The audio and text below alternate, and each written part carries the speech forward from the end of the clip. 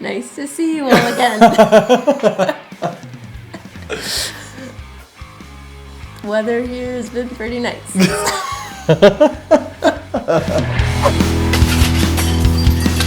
What's happening, party people? Welcome to Punchboard Party. My name is Daniel. And I'm Sarah. And we are talking about all the board games we played in May-ish. We might go a little further back because you know what? We're parents. We have 2 children, a 5-year-old and a 3-year-old. We're both working. Things get a little busy around here, and so we don't get to play as many games as we'd like to all the time, but the games we do get to play, we want to talk to you about them. We're also going to tell you what our favorite board game is from the games we've played this month, so stay tuned for that. And now, Sarah, you don't necessarily enjoy how I introduce board games on the channel. You might think I'm a little long-winded, maybe I talk about the rules a little too much, and so Sarah is going to take the lead on this video. She is going to tell us what we're going to be talking about, and she's going to give an intro to the game to make sure it goes snappy and smooth. Okay, buckle up. In no particular order, the first game we played in May-ish was Point Salad. In this game, you are collecting vegetables and point cards to score the vegetables you collect. Daniel, what are your thoughts? Wow! So that was a great explanation of Point Salad. I really enjoy Point Salad. This is my kind of go-to at the beginning of a game night, at the end of a game night, to kind of get people rolling into things. I really just enjoy how quick it plays. Appetizer, if you will. That's true. I love the core game mechanism here of you are drafting cards and you can only draft 1 points card or 2 vegetables, but the vegetables and the points card are the opposite side of the card. And so if you want points, you're not going to get those vegetables. And if you want those vegetables, you're not going to get those points. What to do? So this is a fun, quick playing, lovely game. What are your thoughts on Point Salad? I like it, and it seems to play well with everyone we've introduced it to. Yeah, great little card game for anyone and everyone. Yeah, really fantastic. What do we got next? Next on the list is Between Two Castles of Mad King Ludwig. This game is a mix of Dream Home, Sushi Go, and scoring with your partner on either side of you. You're building a castle room by room. Each room tile scores differently, but you select one tile and pass the rest of the deck to your neighbor, and you go around. So, it has some neat mechanisms,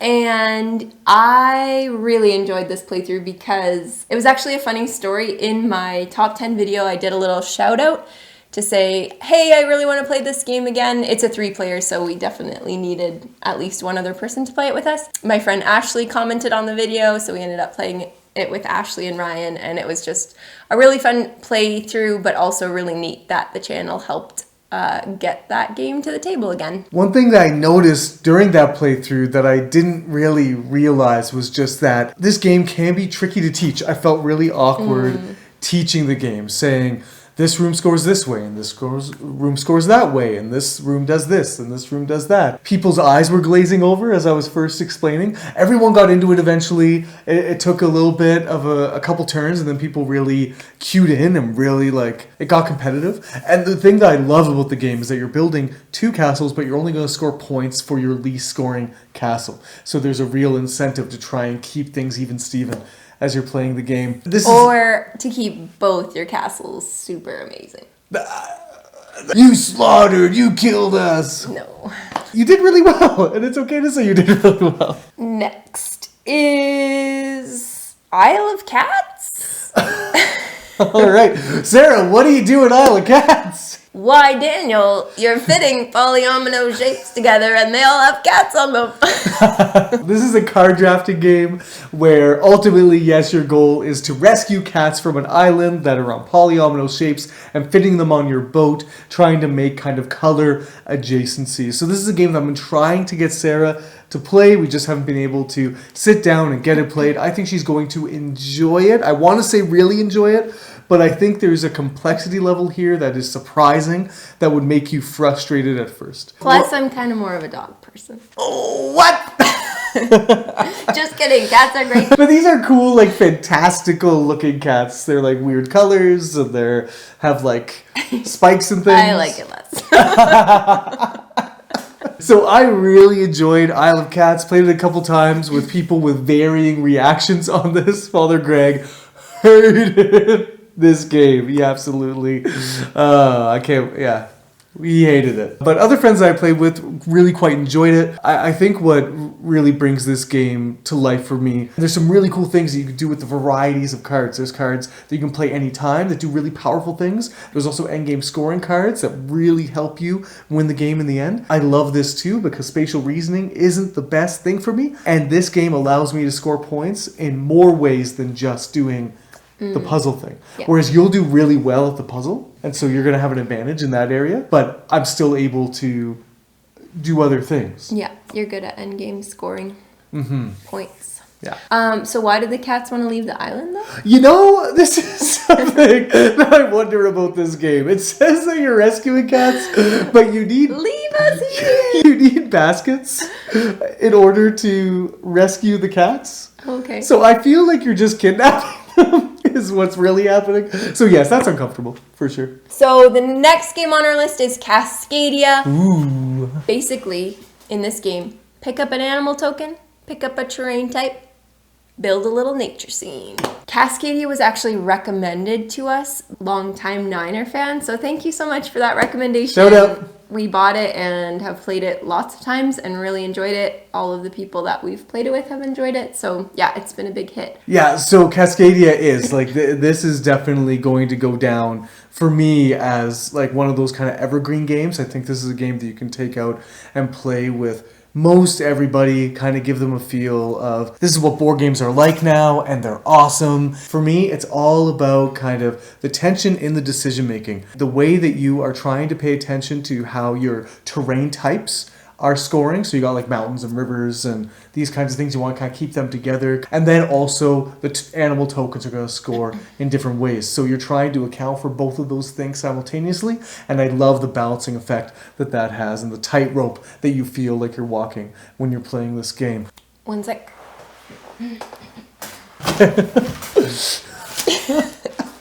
This game also comes with a bonus feature, which is this beautiful little bag. Every time we play this game, we joke about who sewed this neat little nifty drawstring bag. We picture Randy Flynn just sitting at home, just kind of like hand crocheting. No, definitely in the sewing machine. Yeah. So thanks, Randy, or whoever had the idea for this nice little bag. Next up on the list is Spirit Island. This is another game I have not played, but from what I can tell, you're a spirit defending an island. So Spirit Island is one of people's favorite cooperative games of all time. Father Greg and I played this recently because we are going to be featuring it on the channel in our Board Game Geek series, the top 10 board games of all time on Board Game Geek. And so we got to the table. We're going to have to get to the table again. It kicked our butts. Like, it wasn't even close. Like, we just kind of... Is it cooperative? Yeah, it's a cooperative game. The whole idea is that there's kind of colonizers coming to visit this island, and you and the Dahani people are trying to fend off these invaders. The thing that we noticed about the game is that it's card play, which I thought was really unique for a cooperative game, where there's fast actions and there's slow actions. And so during a turn phase, you do your fast actions, and then the game does all of its actions, which includes like spreading all across the board and new explorers coming on the board and bad things happening. And then you do your slow actions. And so I just couldn't get into that rhythm. I kept on like picking cards based on their action. That action would have been really good to play if I was playing it as a fast action based on what the landscape looked like at that time. But then by the time the game kind of did its thing, it was like next to useless to try and do it. So really brutal, really hard, steep learning curve. I don't like it currently, but that is not my final verdict. We're going to play it again. We're going to get it under our belt. We're going to really give it our best shot. Spirit Island. Check it out if you want to, or don't. Here come another couple of doozies. Next on our list and brand new to our collection is a game called Ankh, Gods of Egypt. Basically in Ankh, it's a battle, but set in Egypt.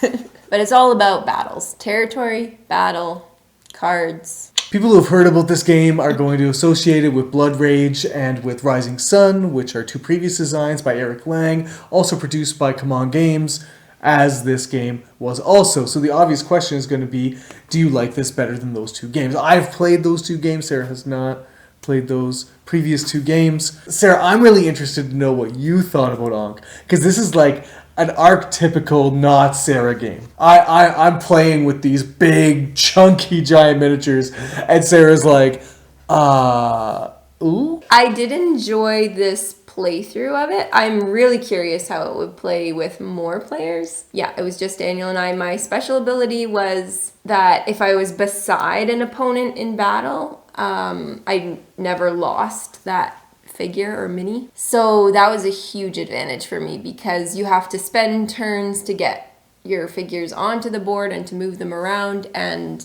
I also got all three of the kind of like bonus figures. So then I just had way more people to battle than Daniel did, which gave me a lot of options. Usually I do not like direct conflict, but I kind of liked it in this one. I think especially because that was the only, like, it wasn't like you were sabotaging what someone else was working towards. It was just all about battling and conflict. Yeah, I don't know. It had some cool balances like that. I always appreciate that in a game where it's not just like whoever has the highest card wins. It's like, ooh, because I'm on desert terrain right now, I can play this card and gain extra victory points. Or if you know you're gonna lose a battle, there's also a card that allows you to gain victory points for each person, each figure that's lost in that battle. So yeah, I liked it, but I also think it's hard to tell if I'll like the game overall because it was a crushing defeat, if you will.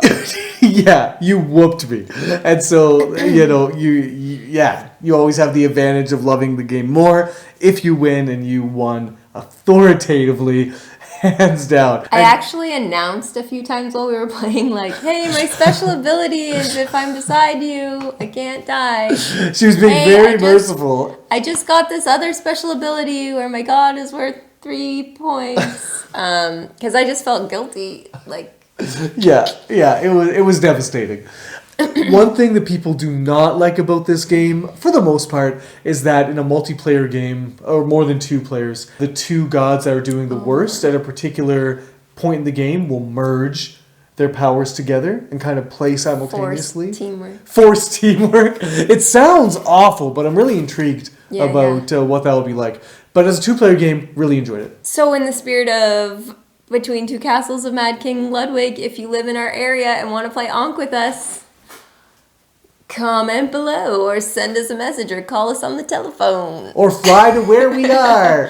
The next game on our list is Targi. This is a card game, and the cards go in a rectangle on the board, on the table. And you can pick up certain cards at cross sections and things. Daniel, what did you think about Targi?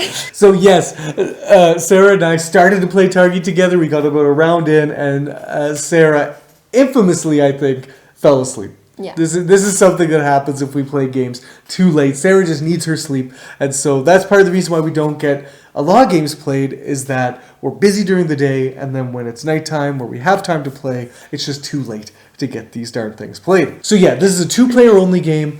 And it has this marvelous mechanism where you have these Targi figures and you're placing them around the perimeter of this grid of cards. And then, like Sarah said, where the intersection is, you take those cards and either you're collecting goods, which you can get points based on trading in these goods for tribe cards, they're called, and you kind of build out your sort of tribe cards in your own kind of personal tableau, and you're going to score additional points if you match those kind of symbols or images on those cards. There's cards that will give you bonuses for certain symbols that you have on the cards in front of you. All these kinds of things working together. So a fairly simple but chunky and thinky Euro game for two players. I only wish that it was a little bit more compact in time. You're gonna spend an hour playing this game. It's just, it gives the illusion of like, hey, let's kind of bang this out in half an hour and then play something else. And this is going to be more like, no, this is going to be a good chunk of your game night. And are you going to want to play something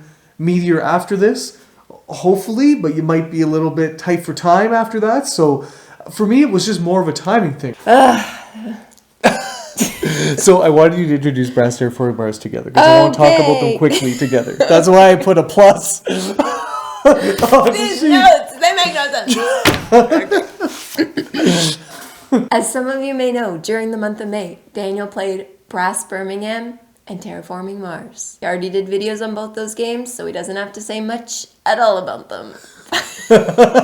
But we wanted to include them because Daniel played them in May. Okay, I have no idea what Brass is about, but I've seen the board and there's a lot of like little houses on it. Terraforming Mars is about terraforming the planet Mars. Brass Birmingham and Terraforming Mars, I wanted to talk about in the same sweep because they both kind of fit a similar category for me of games that I think the theme is incredibly boring and unattractive. I would not want to play the games myself on my own, but that this series that we're doing for the channel has kind of got me out of my shell to play them, and I really enjoyed both of them, and yet I probably won't go back to them as regularly as other people do, mainly because of the thematic and also length of play and some of the complexity a little bit of these games. I do enjoy Terraforming Mars more than Brass Birmingham, so I really like both of these games, but they are a bit inaccessible to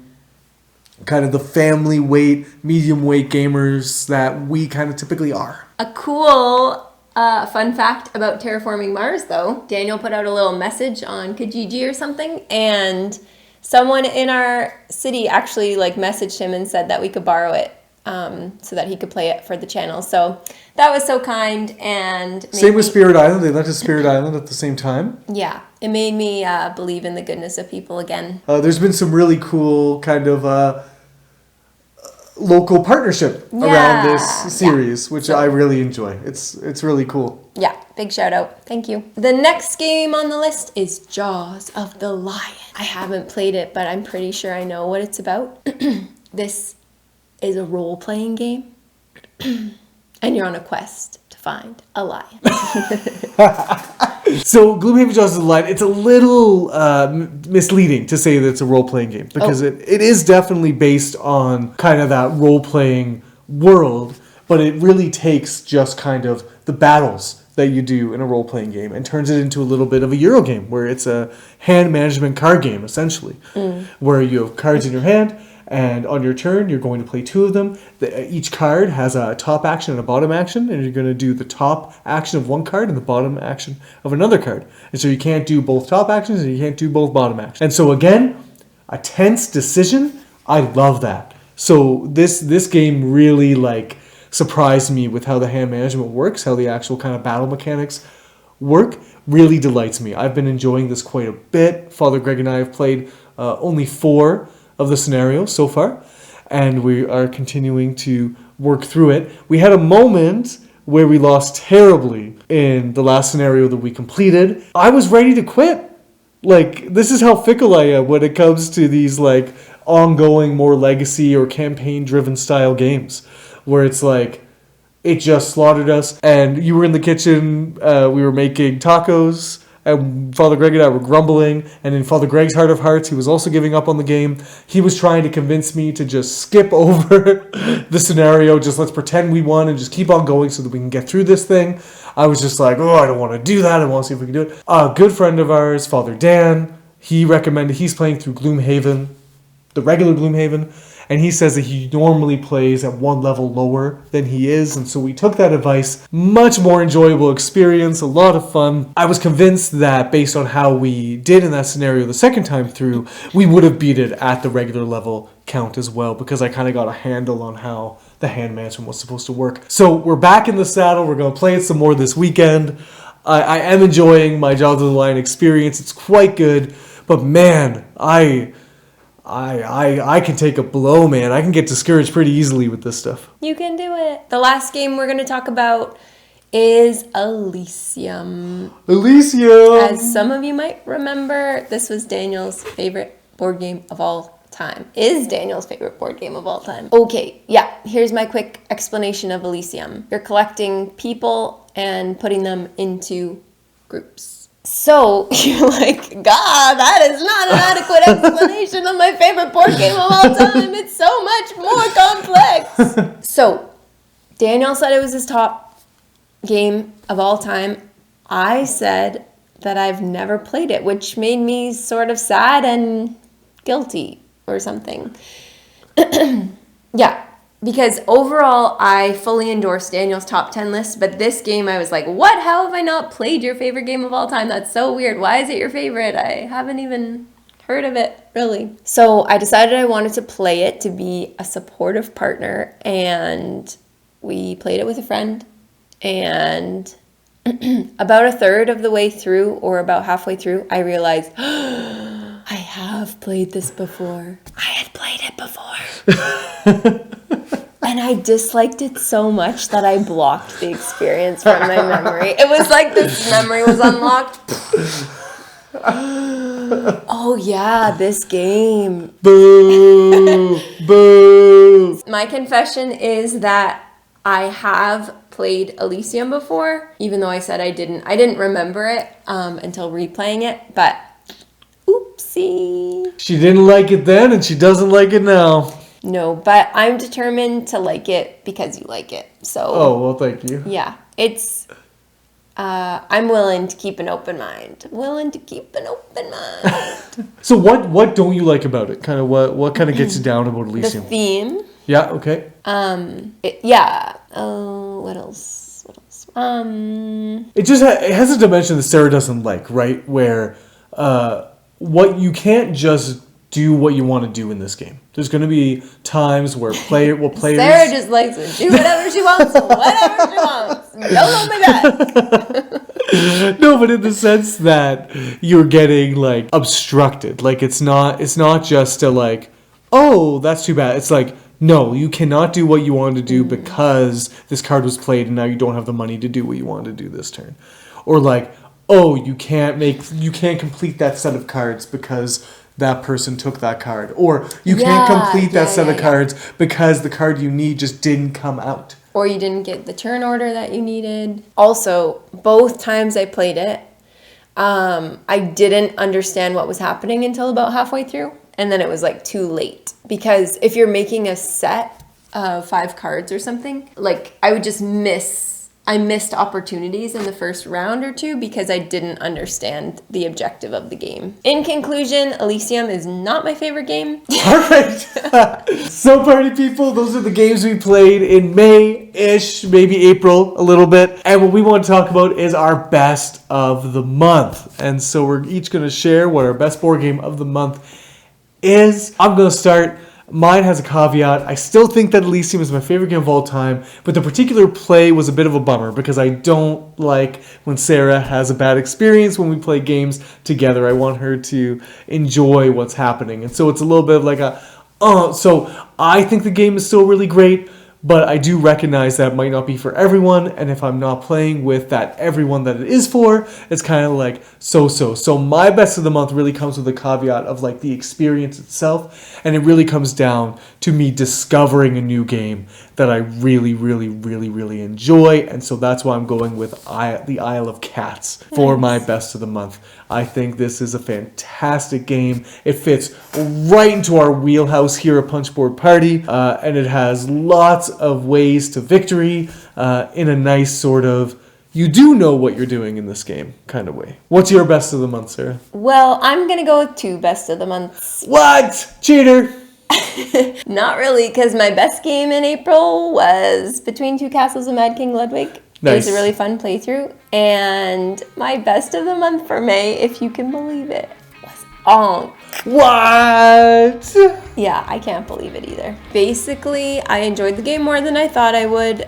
I had a really lucky playthrough or a really favorable playthrough, and I am curious to play it again, especially with 3 or 4 players this time. Let us know if you want to play Ankh. Well, there you have it, party people. So let us know in the comments down below if you've played any of these games and what you think of them.